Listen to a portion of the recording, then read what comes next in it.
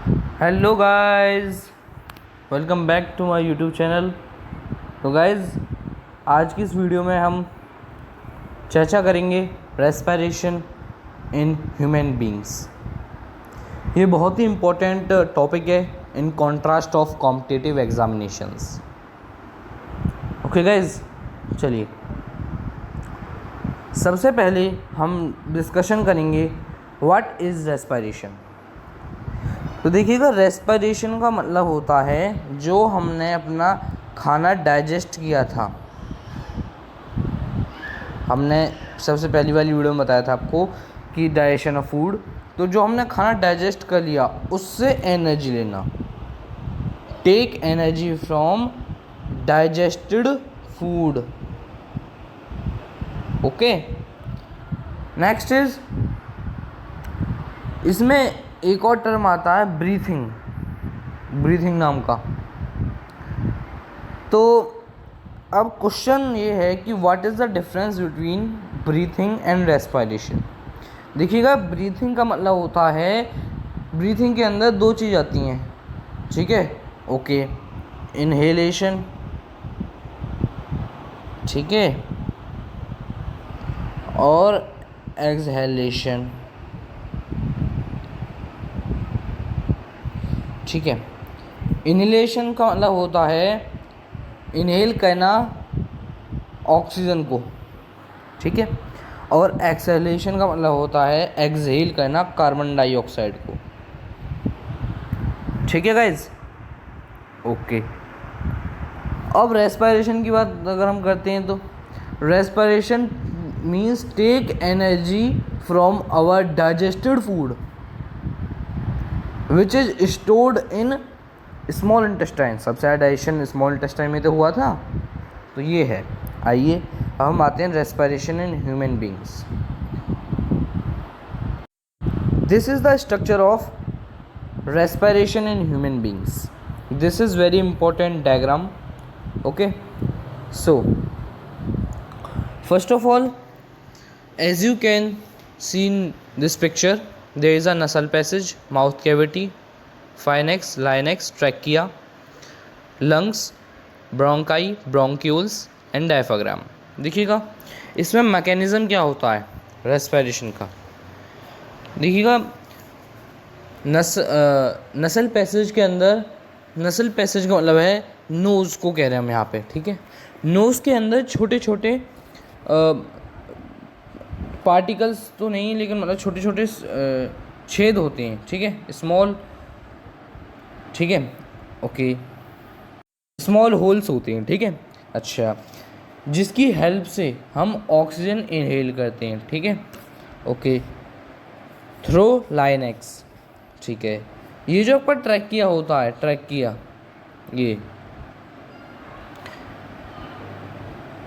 ये बिल्कुल C shaped cartilage से मिलके बना हुआ होता है, ठीक है। अच्छा, क्यों बना हुआ होता है? क्योंकि इसकी जो वॉल्स हैं वो आपस में कोलैप्स ना कर जाए, चिपक ना जाए आपस में। ओके ओके, आफ्टर दिस यहाँ पे आप देख सकते हो आसानी से ब्रोंकाई एक डिवाइडेशन है। Bronchi is a division of two lungs, ठीक है, एक जगह है वो, ठीक है।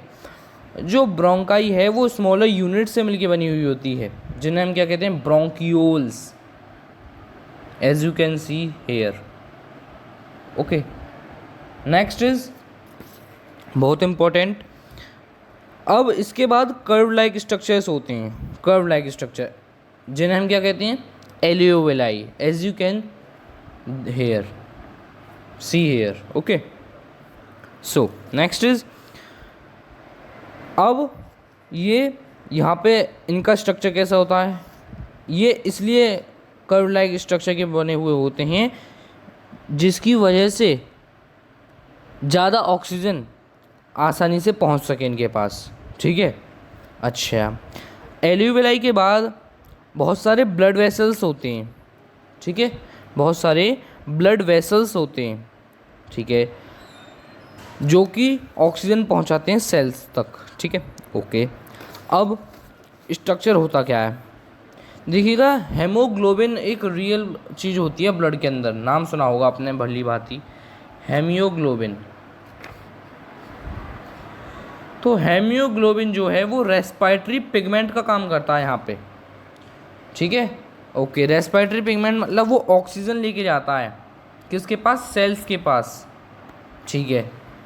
ओके, और जैसे ही वो सेल के अंदर चला जाता है ऑक्सीजन, ठीक है, दिखाता हूँ अभी आपको मैकेनिज्म। मैकेनिज्म होता क्या है, अब आपका ये छोटा सा सेल है मान लीजिए, ओके। अब हेमोग्लोबिन की हेल्प से यहाँ पे ऑक्सीजन चली गई, तो जैसे ही ऑक्सीजन इसके अंदर एंट्री मारेगी तो यहाँ से आपका कार्बन डाइऑक्साइड निकल आएगी बाहर की तरफ, ठीक है। ध्यान रखना, रेस्पिरेशन जो होता है, जो रेस्पिरेशन होता है सेल्स के अंदर, जो रेस्पिरेशन होता है वो किसके अंदर होता है, माइटोकॉन्ड्रिया के अंदर, माइटोकॉन्ड्रिया के अंदर, जिन्हें हम powerhouse of the cell भी बोलते हैं, पढ़ा होगा आपने 9th क्लास में, ठीक है। ओके, नेक्स्ट इज, अगली बात करें थोड़ा सा। अब होता क्या है, जैसे ही हेमोग्लोबिन ये रेस्पिरेटरी पिगमेंट है जिसकी हेल्प से ये ऑक्सीजन लेके जाता है, जो ये ऑक्सीजन लेके जाता है सेल्स के पास, तो जैसे ये सेल के अंदर चला जाता है ना यहाँ पे ये, तो यहाँ पे एक कंपाउंड बना जाता है जिससे यहाँ पे क्या कहेंगे, ऑक्सी हेमोग्लोबिन, दिखाता हूँ, ऑक्सी हेमियोग्लोबिन,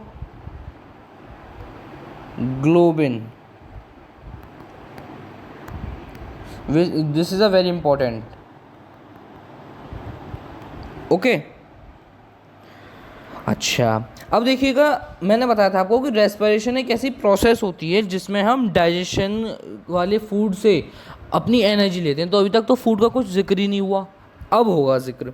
देखिएगा मैंने बताया था आपको कि जैसे ही यहाँ पे ऑक्सीजन आ गई, ऑक्सीजन एंट्री मार दी तो कार्बन डाइऑक्साइड ने एग्जिट मार दी, ठीक है। ओके, तो स्ट्रक्चर और क्या है आगे का।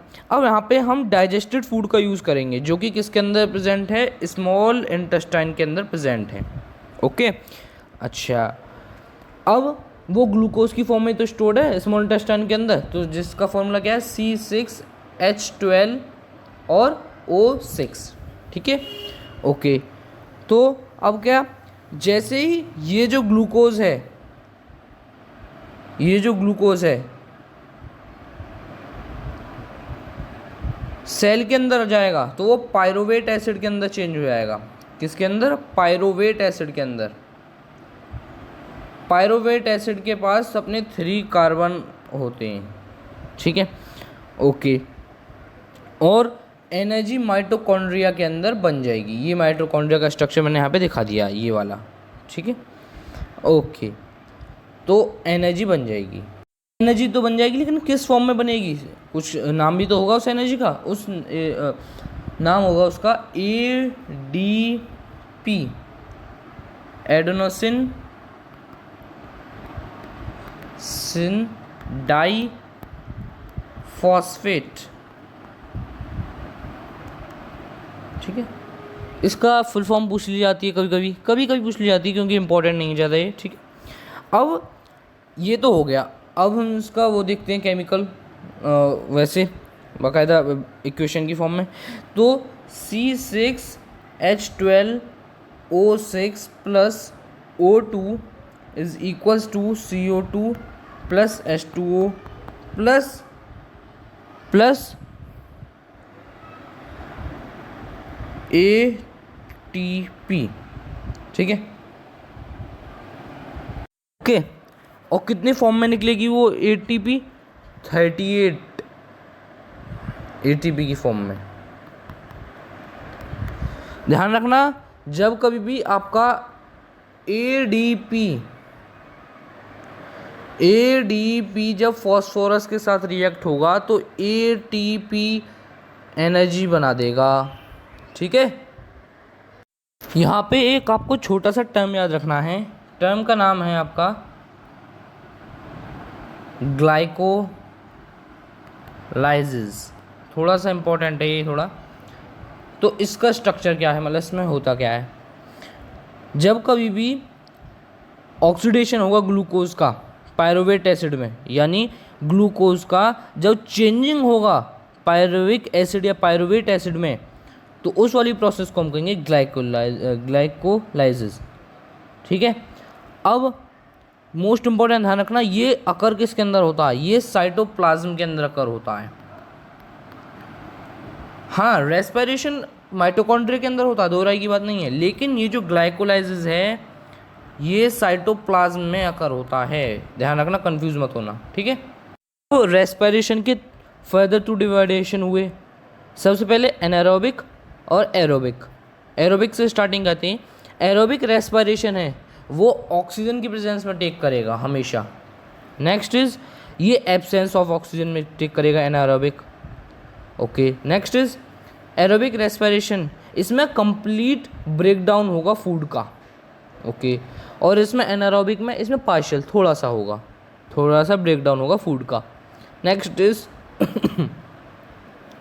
जो इसमें एंड प्रोडक्ट्स होंगे एरोबिक में वो कार्बन डाइऑक्साइड प्लस वाटर होगा, और उसमें कुछ भी हो सकता है, लाइक एज योर आपका